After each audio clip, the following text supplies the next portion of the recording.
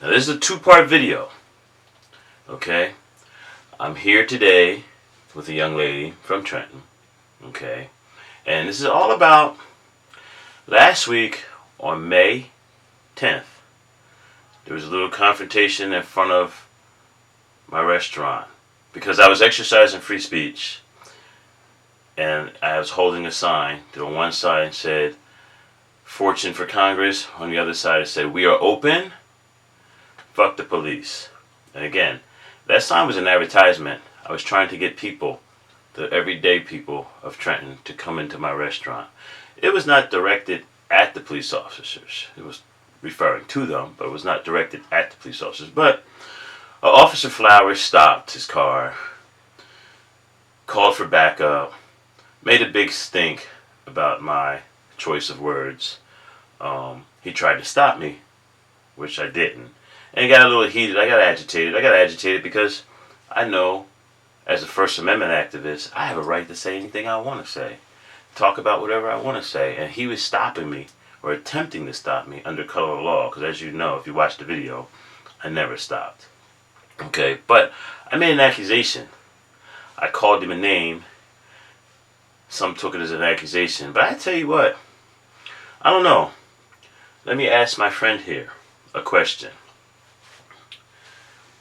If a grown man has sex, whether it's consensual or not, has sex with a young lady under 18, what's that description? What would he be called accurately? A pedophile. A pedophile. I'm not the first one to say it. Have you heard of that particular officer being called that before? Yes, I'm a witness. You're a witness? Oh my goodness. By the way, I talked to Internal Affairs, and I did tell Internal Affairs because they asked me about this, and I told Internal Affairs that I plead the fifth. At the time I was in handcuffs. So I pled the fifth. But I did tell them that I'll be making some videos. Now you said you were a witness. So without naming the young lady, without naming yourself, you kind of put it out there, which might be considered not fair. But you know what's not fair? For me to get arrested and charged for calling him a pedophile. And it's true. Again, this is what I hear. Now, I've heard this before. I think he has a little reputation for being a thug around here, a thug in blue. He kind of beats up people and causes problems. But he also has his other reputation with the young girls, apparently. Like, he pursues them. He, uses his badge. So, without, really giving details that would reveal our next interviewer, how about, just kind of tell me a little bit about what you witnessed. When I was 15 years old, Flowers would always patrol the area that we were in and prey on the younger girls. One friend I had in particular, he was sleeping with, and he was paying her to sleep with her, and she was a minor.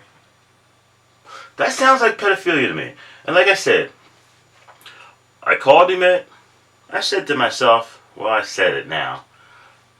If it's not true, he'd sue me for defamation or slander, or, if it was in print, maybe libel. But either way, he'd sue me. Instead, this little tender butt files a charge against me of cyberbullying. And I first of all, I never looked at the video anyway. And I was in the video, so I don't know what he's talking about there. That's just a phony, false charge. But as far as the accusation, it's true. Flowers is a pedophile. He preys and exploits the young women in Trenton. And this is a chance for all of the young women that may have had an issue with the Trenton police to stand up. Speak up. Speak out. Now, I came here to Trenton as NJWEEDMAN. Not anti-pedophile guy or anything like that. I mean, I'm against it, naturally, but that's not my issue. But now that it has come up, I'm giving other young ladies the opportunity to just come in and speak on this issue of Trenton police officers taking advantage of young girls, poor girls, inner city chicks. I have to say something. If these officers that I've been getting information about happen to have been employed in some of these suburban towns around Trenton, they would not be employed anymore. But see, here in Trenton and cities like this, you know, we're bringing the Black Lives Matter thing again. These are young, poor black women, black girls. You know, I'm going to leave it at that. But stay tuned for Pedophilia Policeman 2, Part 2. There's going to be another young lady. I think she has first-hand knowledge, but